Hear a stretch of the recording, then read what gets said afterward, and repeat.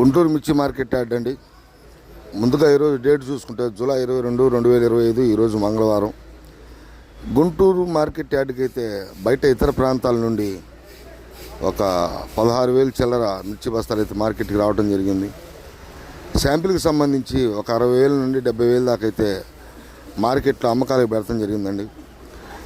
కొద్దిగా వర్షం కూడా పడటం వల్ల ఇబ్బంది పెట్టిన వ్యాపార లావాదేవీలు అయితే జరుగుతున్నాయి. కంటిన్యూగా వర్షం పడుతూనే ఉంది రాత్రి నుండి. ఇప్పుడిప్పుడే వ్యాపార లావాదేవీలు మొదలవుతున్నాయి.